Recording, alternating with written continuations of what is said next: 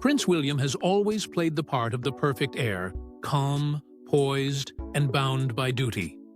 For years, he stood as the quiet bridge between tradition and the future, shielding the monarchy from the storms it faced. But in July 2023, that silence shattered. Without a grand announcement or public statement, William made a move so subtle yet so piercing that insiders are still trying to unpack its full weight. He chose not to renew the long-standing contract of Camilla's sister, Annabelle Elliott, effectively cutting her off from one of the monarchy's most lucrative financial arms, the Duchy of Cornwall. It wasn't just a professional shift. It was a message, a carefully calculated signal, and it hit closer to the Queen Consort than anyone had expected. This decision came shortly after William assumed control of the duchy, a vast estate that generates millions in revenue for the heir to the throne. Traditionally, the duchy's operations had remained a family affair. King Charles had entrusted Annabelle, Camilla's younger sister and close confidant, with influential design duties across royal estates, from high-end cottages to heritage renovations. She wasn't just a designer. She was a trusted extension of Camilla herself, embedded deeply within the royal financial framework. Her involvement was both professional and personal, and her removal wasn't just an operational change, it was persona too. William's move broke that tradition in one clean stroke. For years, William had remained strategically silent on Queen Camilla's growing presence, watching as public opinion slowly softened and media narratives were carefully reshaped. But this was different. It wasn't loud, but it was decisive. The act of quietly severing Annabelle from the duchy's inner circle shattered the illusion that everything within the family was unified and harmonious. Royal aides scrambled to downplay the shift, calling it a natural conclusion to a completed project. But those close to the crown knew better. There was more at play than furniture and decor. This was about boundaries, about William drawing a line in the sand, one that even Queen Camilla could no longer step across.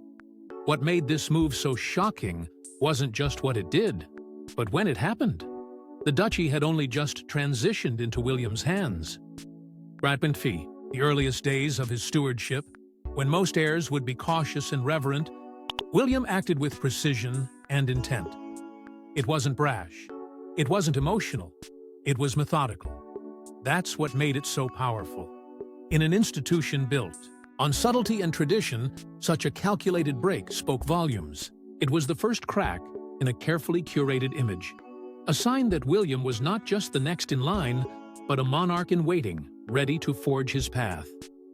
And while the world watched Queen Camilla in her new role beside King Charles, William had quietly sent a reminder.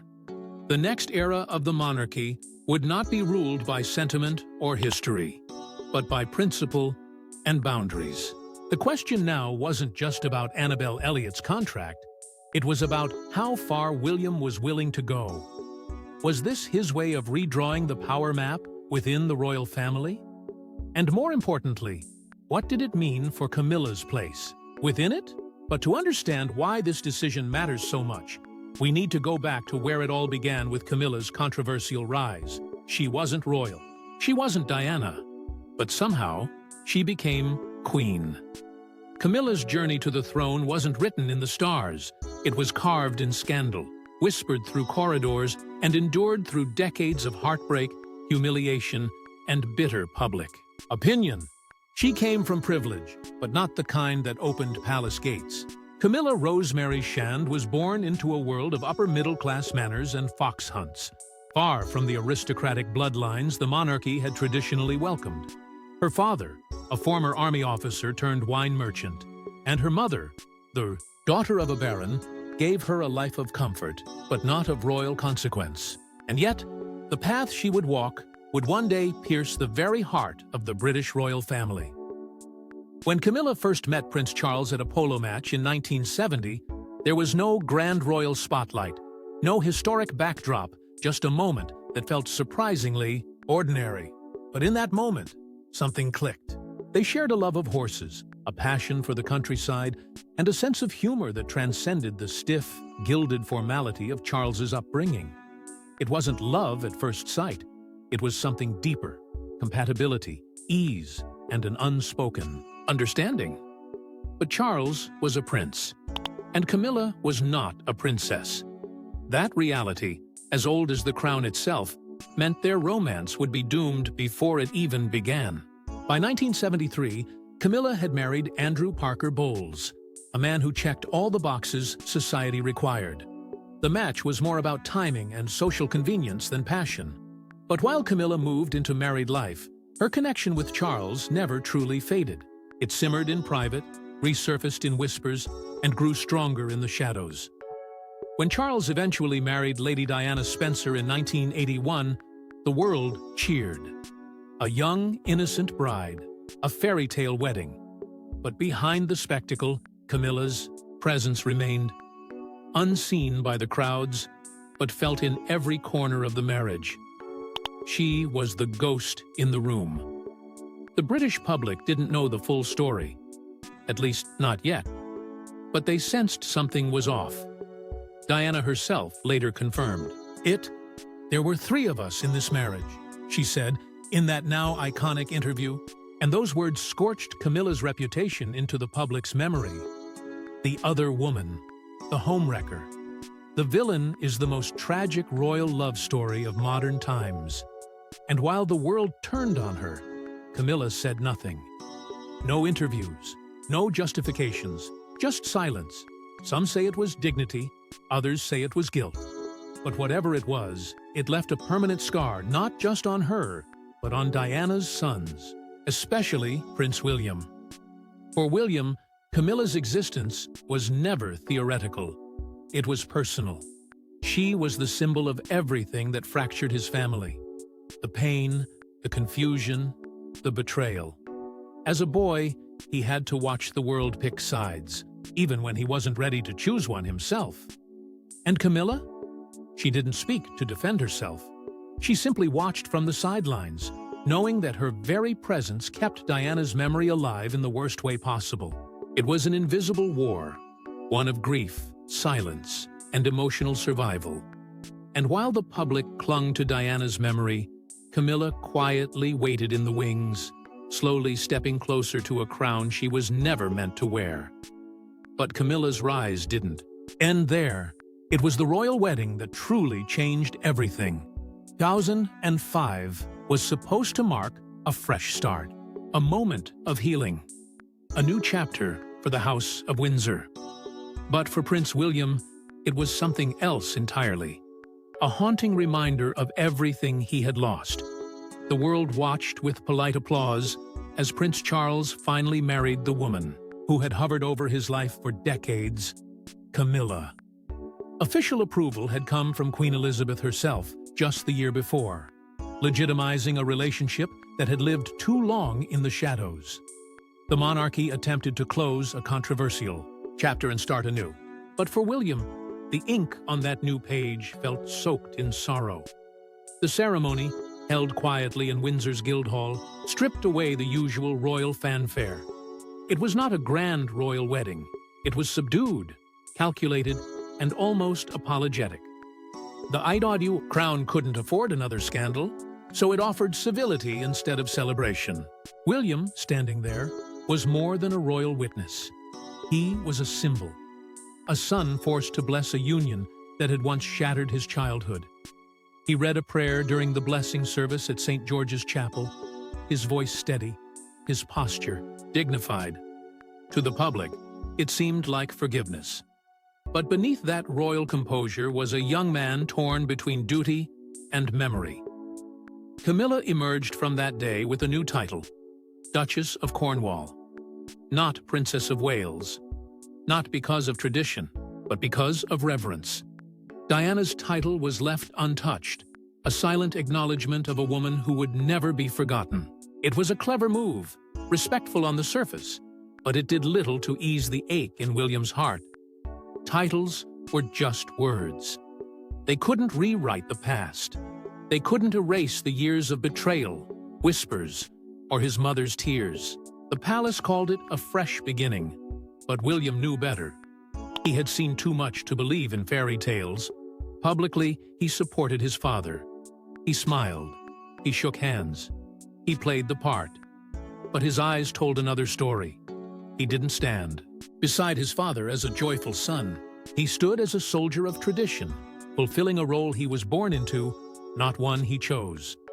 The world wanted a picture of unity, and William delivered it. But it was not unity. It was the strategy. It was restraint. And in that restraint, there was power. The emotional distance he maintained wasn't a lapse in affection. It was a signal, a quiet promise that his reign, when it came, would not follow blindly in the footsteps of those before him. His choice to read that prayer, was it a genuine acceptance? Or a royal obligation performed with silent resolve? No one could say for sure. But what was clear was that William, even then, understood the art of control. The palace saw poise. Insiders saw strategy. But those who knew the story knew it saw something else entirely. They saw a man holding back storms with a single glance. They saw a future king learning how to wear the crown long before it ever touched his head. Behind the scenes, constitutional clarity clashed with emotional history. Legally, Camilla would always be queen once Charles became king. But emotionally, morally, and spiritually, was she worthy? That question hung over Buckingham Palace like a dark cloud. Diana's memory hadn't faded. If anything, the title battle reignited it. People remembered. William remembered. And while public debates simmered, the crown pressed forward with its rebranding mission, charity work, polished interviews, and elegant appearances. Slowly, Camilla became more than tolerated. She became visible, then accepted, but never truly embraced. Still, William did not object. He did not resist. But insiders say he watched every move with a quiet calculation. Every decision, every headline, every shift in protocol. Because for him, this wasn't about tradition, it was about legacy. His mother's, his father's, his own. And the line between all three had never been more blurred. But the biggest strain wasn't public, it was personal, and it came from inside William's home. They smiled for the cameras, but behind the palace walls, the tension was undeniable. Camilla and Kate were on a silent warpath. What began as a cool formality between two royal women quickly twisted into something deeper, something colder. From the very beginning of Kate's entrance into royal life, there were murmurs, allegations. Tiny signals are missed by most, but not by those who paid close attention.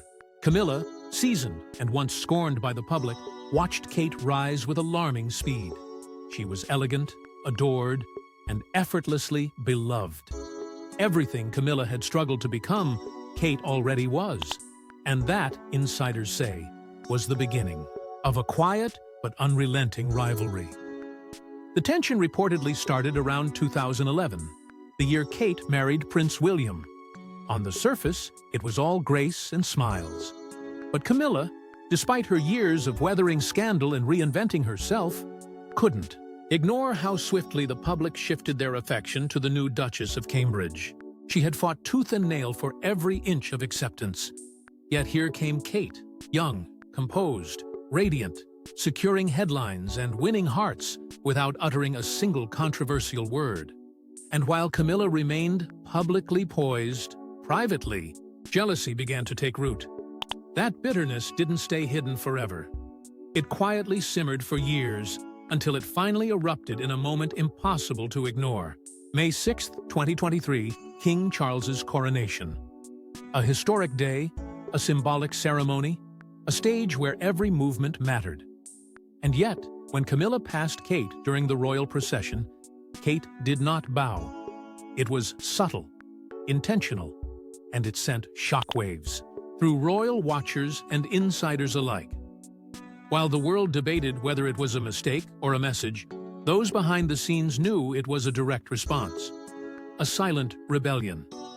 But what made it worse wasn't just the lack of deference, it was the guest list. Camilla had extended an invitation to Rose Hanbury, the Marchioness of Cholmondeley, the very woman at the center of swirling rumors about an alleged affair with Prince William.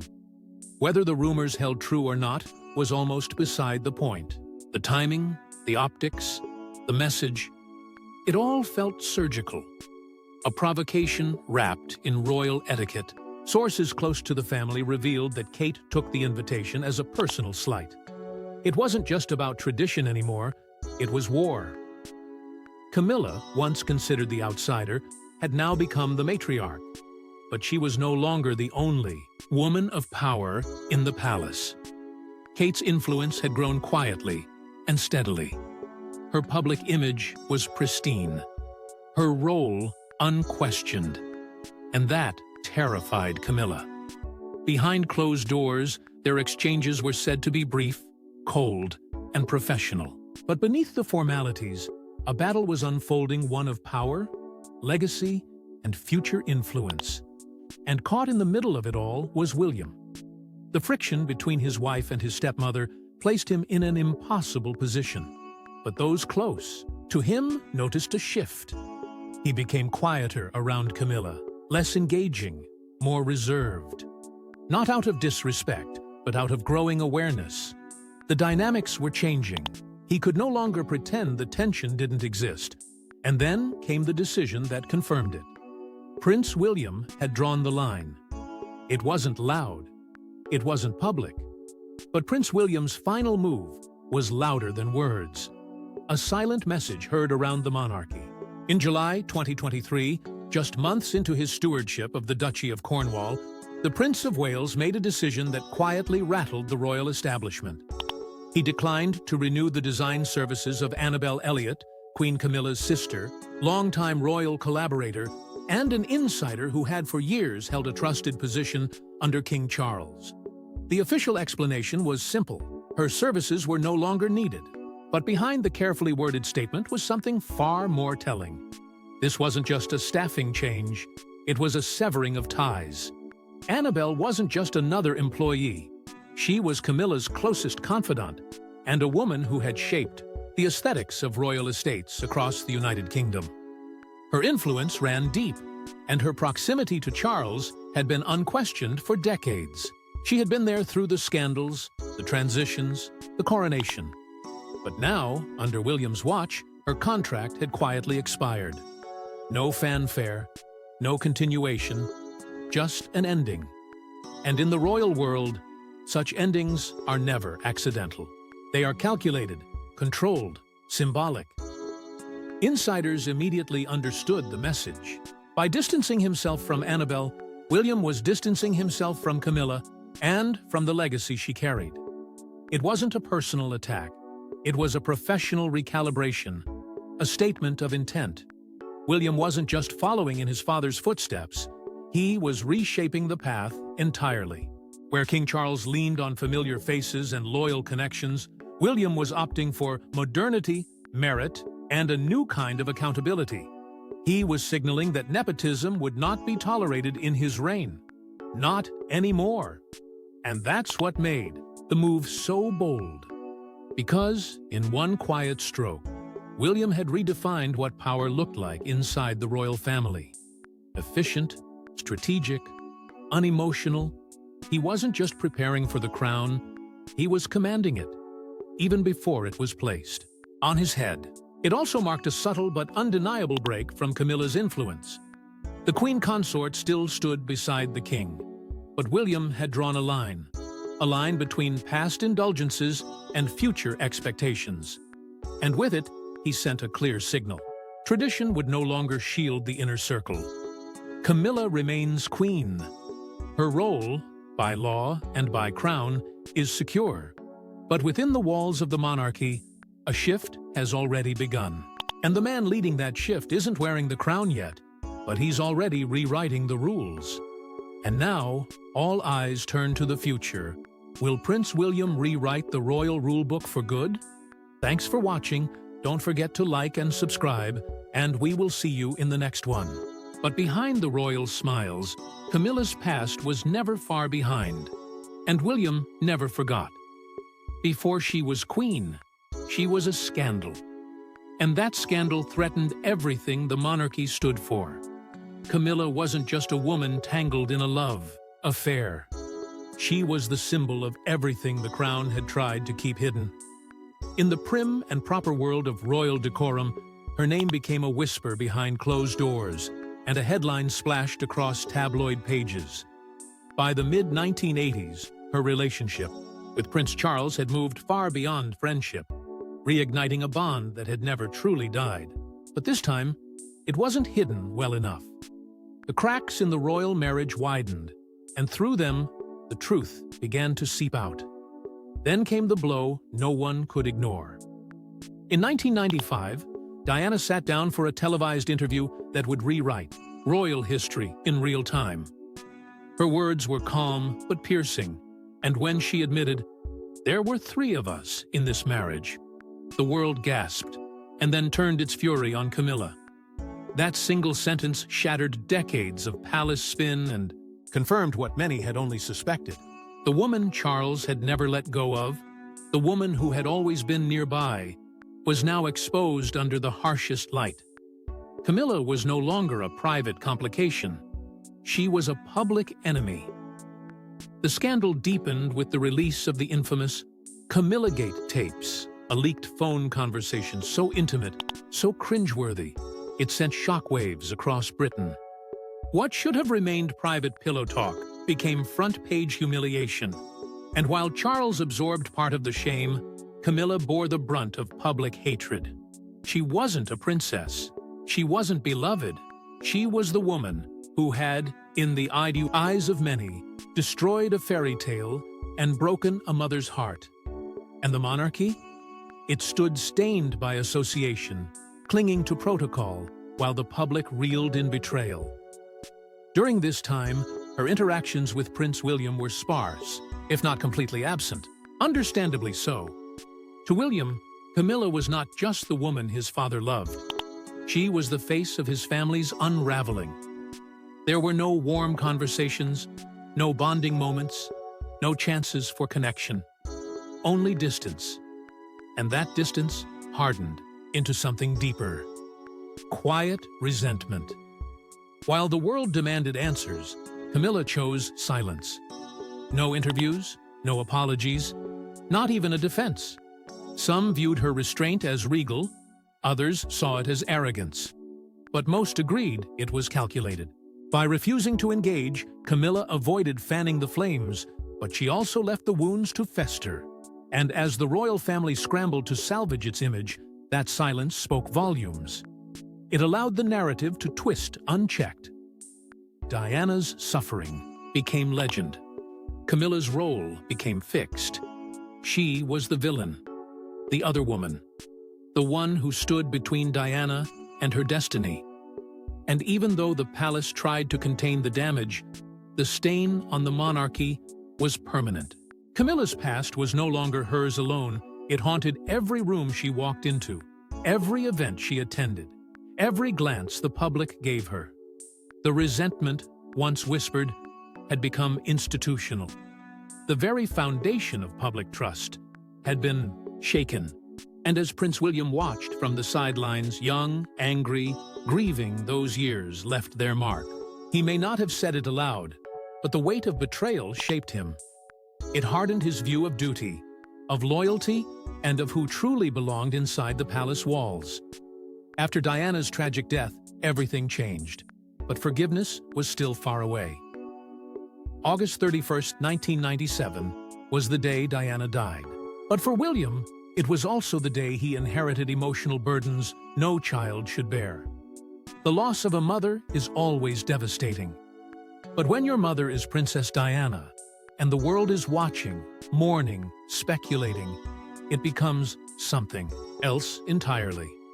That mourning didn't just take away the woman who loved him more fiercely than anything else. It also took away his safety, his innocence, and his ability to pretend everything was fine. In her place came silence, distance, and the brutal reality of growing up with grief stitched into your name. For William, the grief wasn't simple. It was layered with pain, confusion, and betrayal. He didn't just lose his mother, he lost the chance for resolution. The questions that had haunted his family for years, the betrayal, the infidelity, the media chaos, were left unanswered, buried beneath flowers and condolences. And at the center of that storm was a woman who had never spoken a word publicly, yet carried the weight of accusation like a second skin. Camilla. Her presence after Diana's death was like a shadow stretching over the future, quiet, subtle, but impossible to ignore.